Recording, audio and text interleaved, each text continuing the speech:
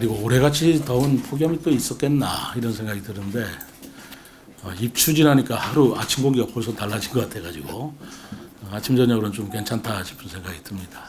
오늘 제가 차담회 하자는 것은 뭐 다른 거창한 이유가 있는 건 아니고 제가 휴가 좀 다녀왔습니다. 정말 이번에는 그 출장 그 여독도 있고 그래서 정말 푹 어디가 파묻혀 좀 쉬고 왔습니다. 그러다 보니까 여러분들 뵙고도 싶었고요. 그리고 그 동안에 그 제가 대통령하고 시도지사 회의 8월 1일 날 있었는데 그때 이제 우리 해수부 이전에 관한 제가 말씀을 드렸고 그리고 저는 휴가를 떠났습니다만은 8월 5일 날 그 박수현 국정기획위원회 위원장이 대통령 세종집무실 건립을 신속 추진 과제로 선정했고 정부에서 조속히 설계 공모에 착수할 것을 제안한다. 이게 정부 발표는 아니고 건의고 제안하는 사항이긴 하지만 국정기획위원회에서 그렇게 성의를 갖고 추진하는 것에 대해서 우리 시민들과 함께 환영한다. 그걸 어떻게 생각하면 또 감사할 일이다라는 생각이 들어서 시민들과 함께 환영한다라는 말씀도 제가 드리고 싶었고요. 어쨌든 국정기획위원회 차원에서는 그것이 정부의 어떤 정책으로 받아들여질는지는 좀 지켜봐야 되겠습니다만 제가 생각한 그런 것 같은 내용의 같은 방향의 내용을 가지고 정부에 제안하겠다라는 말에 대해서 환영한다는 무슨 말씀을 드리고자 합니다. 근데 또 그러다 보니까 또 지난번 민주당 당대표 선출 과정에서 기후에너지부를 호남 설치한다 이런 것 보도도 나고 그랬는데 물론 당대표 선출 과정에서 있은 얘기이기 때문에 그것이 확고한 그 후보들 간의 얘기라 당대표가 되면 어떻게 될까라는 또 변화가 있을지는 모르겠지만 그거는 단호히 행정수도 완성에 역행하는 일이라고 생각합니다. 제가 그때 말씀을 드렸고 대통령께도 똑같은 말씀을 드렸어요. 그 해수부가 빠져나가면서 기후에너지부는 또 어디로 가고 또 다른 부는 산자부는 어디로 가고 이런 식으로 논의가 되면 행정수도 완성이라는 자체가 형해화되는 거 아니겠나. 형해화라는 말씀 알지 않습니까? 해골만 남는 거잖아요. 살은 다 빠지고. 형해화할 때 해자가 해골 해자잖아요. 형해화되는 거 아니냐.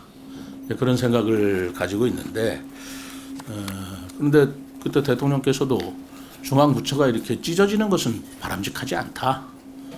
그리고 국가기관도 세종으로 속속 이전을 할 것이다 라는 말씀을 제가 들었습니다. 그렇다면 새로운 국가기관 이전은 대통령 생각에는 없는 것이다 라고 제가 받아들여서 여러분들한테 말씀드린 거고요. 그럼에도 불구하고 우리가 해수부는 해수부대로 저는 여전히 지난번에 말씀드린 대로 그것을 받아들인다라는 입장은 아니에요. 그거는 문제가 있지만 어쨌든 종합 대책을 마련해야 된다라는 말씀을 드렸고 그 종합 대책 중에 하나가 행정수도 완성은 어떻게 할 거냐라는 문제였습니다. 그래서 대통령실과 국회 세종의사당을 조속히 건립하는 그 방안에 대해서는 제가 굉장히 환영을 드리고 또 그때 대통령께도 또 똑같은 말씀을 드렸다고 말씀드렸습니다만 여가부라든가 중앙부처도 조속히 옮길 수 있는 건 법을 바꿔서 절차를 바꿔서 세종시에 옮겨주셨으면 좋겠다라는 얘기도 했고 또 법을 바꾸지 않고 옮길 수 있는 위원회가 있다. 그 대통령 직속위원회인데요. 그게 현재 5개가 있습니다. 국가인권위원회 그리고 개인정보보호위원회 방송통신위원회 금융위원회 원자력안전위원회 이런 건데 그 위원회도 무슨 조직 개편이 있는지는 모르겠습니다만은 이것은 법률 개정 없이 대통령의 결단으로 세종시로 옮길 수 있는 그런 대통령 직속 위원회 기관이기 때문에 그런 것들도 옮겨주셨으면 좋겠다라고 말씀을 드렸어요.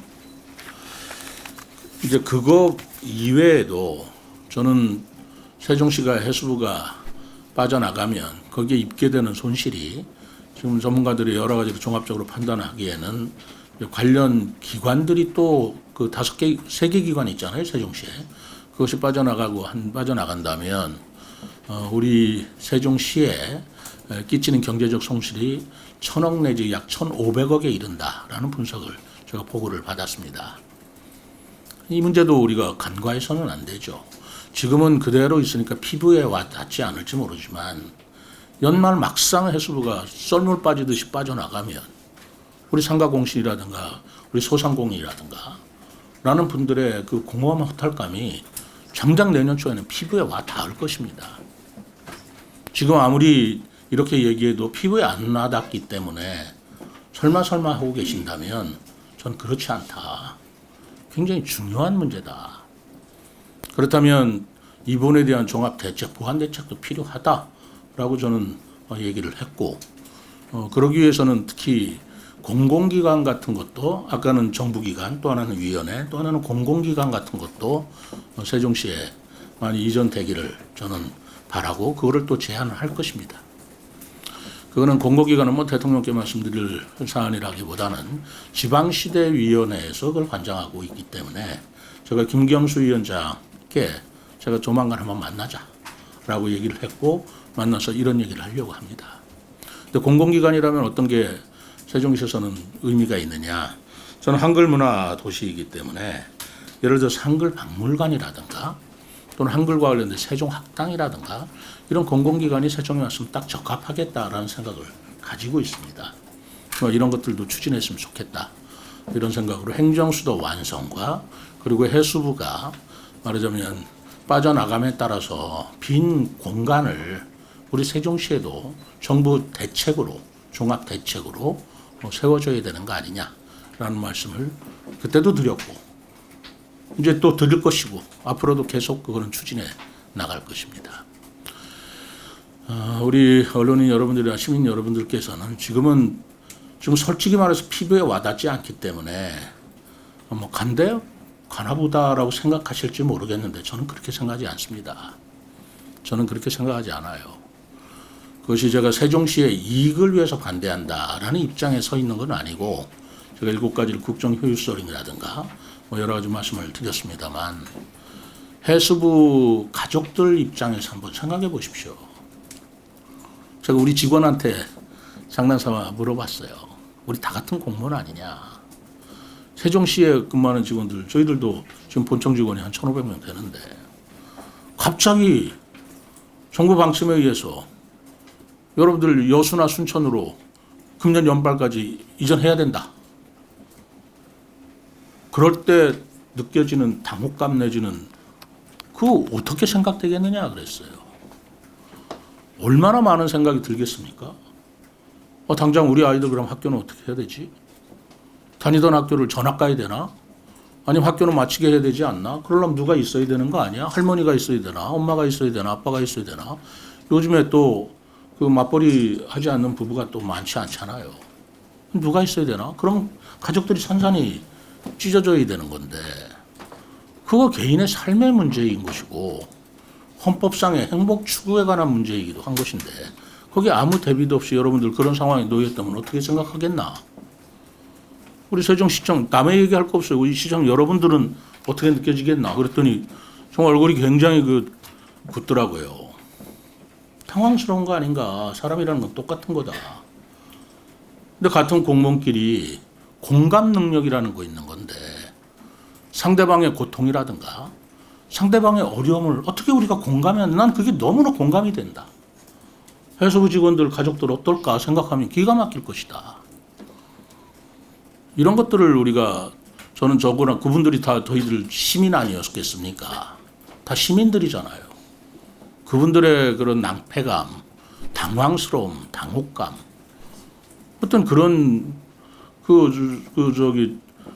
황폐함 같은 것을 우리 세종 시민이 같이 좀 공감을 해가면서 어떻게 해줘야 되는 거 아닌가라는 생각이 난 들어서 자꾸 이런 말씀을 드리는 것입니다. 그렇지 않습니까? 제가 좀 외롭다고 말씀을 드렸고 고군분투한다고 말씀을 드렸습니다만 뭐 사실이 그렇습니다만 그러나 누군가는 해야 되고 누군가는 문제를 짚어야 되고 누군가는 대책을 마련해 달라고 요구해야 되고 그렇게 해야 되는 거 아니겠어요? 그래서 제가 국정기획위원회도 이제 종료 기간이 얼마 안 남았습니다만 제가 찾아가서 이런 얘기 진솔하게 다 얘기하고 지방시대 위원장도 만나고 총리께도 지금 면담 신청을 해놨고 그런 상황에 있다는 말씀을 드립니다.